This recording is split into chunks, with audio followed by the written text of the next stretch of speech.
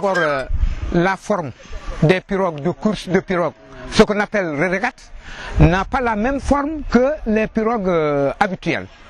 Donc, il y a une taille spécifique. Maintenant, quand vous aurez fini de tailler cette pirogue, il faut la traîner vers le marigot. Et c'est ce qu'on est en train de faire. Ça a une importance capitale parce que c'est accompagné par les chansons de nos anciens. C'est vrai que le Diola n'oublie pas son parent.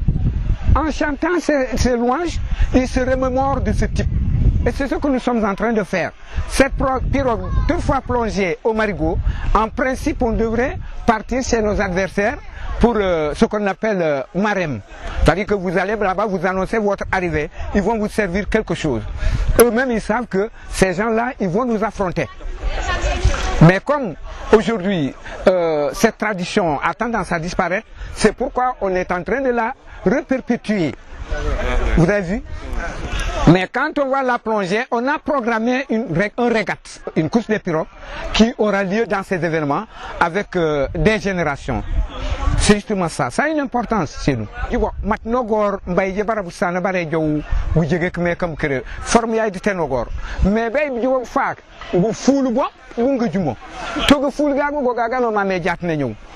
mais ben fulu ngu fonyu asipayil yoni reguma jole di tamu jen hola nu cecet bugo bi wusuli ce qui fait que ngu fonyu asipayil tingiti mais yena du bi bo mega behendo ne ngujumo en principe be jogu mare mbuti ou nyagana parce que c'est nos adversaires Djibril Sagna Gadiam, Djibril Fada Sagna, ici le délégué de quartier de Kamanar Barankol.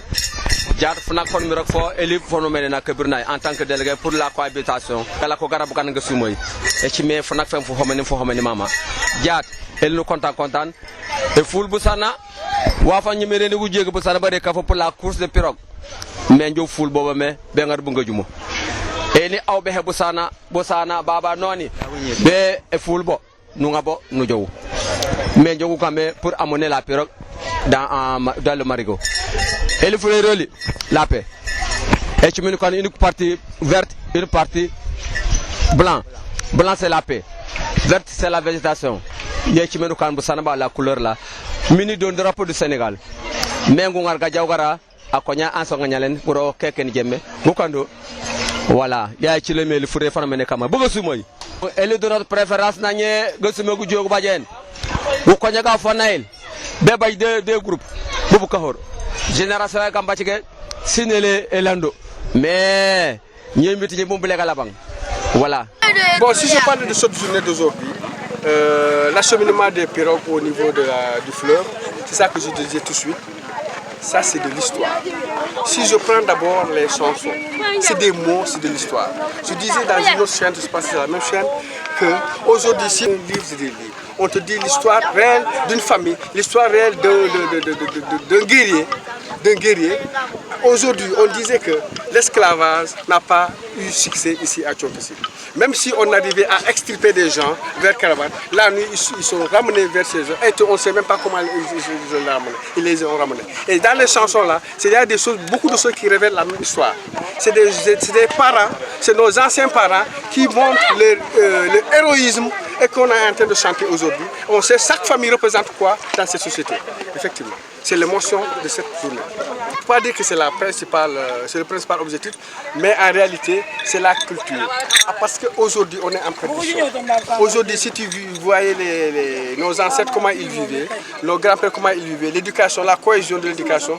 Vous savez, un fils Casamance, un fils Diola, s'il est bien éduqué ici, là, n'importe quelle société là où il va, il peut s'adapter. Parce que l'éducation n'est pas liée à la famille, n'est pas liée aux parents seulement. C'est la société quand même qui éduque l'enfant. Donc, nous avons un enfant qui sort d'une éducation sociale, il est adapté à tout. Donc, c'est cette éducation d'abord, c'est cette culture qu'on veut réveiller. En même temps aussi, on a des profits économiques qui permettra aujourd'hui, avant-hier, on a inauguré un pont flottant qui est une grande première pour la commune de Tchonkessi. Il y a beaucoup de bras de fleuves et ainsi de suite qui permettent d'accéder aux rizières, que l'accès était vraiment impossible. Aujourd'hui, avec les ponts flottants, l'accès est vraiment facile, les gens pouvaient arriver à leurs vacations, ainsi que pour plusieurs projets qu'on est en train de réaliser grâce aux retombées des journées culturelles. kamanar saba dogu jogo nganyalen do ni banyu jogo do nganyalen ni yo bulu bare njegu jegom tu gagan gena ngutig mo ga garabu sana ni miro ko ngala chosani yomok para eni do busana babu kilia do jowi eni bo jawido eni bo jasahro bo buchaldo nayna memeno bajut sa tan ware no tip busana babu bo bonu bilenga no tip be jabo buchal busana babu bo bonjonga memonu jow bo jawi busana babu bo boy megu jego ni burombo to bara ajolo inje surtout inje njegu jegom tu jawi jasa bochal eni coco sum ga tegal ga goge bonjenga meni yejegul mini tingul ni ngani genge no meni neli si sumyak bu jegom tu do darode e ki me funa fenjo mu godu o kana fogo sumoy no faga fogo sumoy mu jamene garole tuoji ugo sumoy wono so wanje ga sa membe ki bajwo bara njaga tegal ga caam tunu gode ene million ga bajanga tegal ga meni ga faka ni bajanga tegal ga yakaron du do yo manugo yakaram musana babo mu bonjanga ni wi bonjanga ni chal bonjanga ni gobaro san ake menje bero gola baraka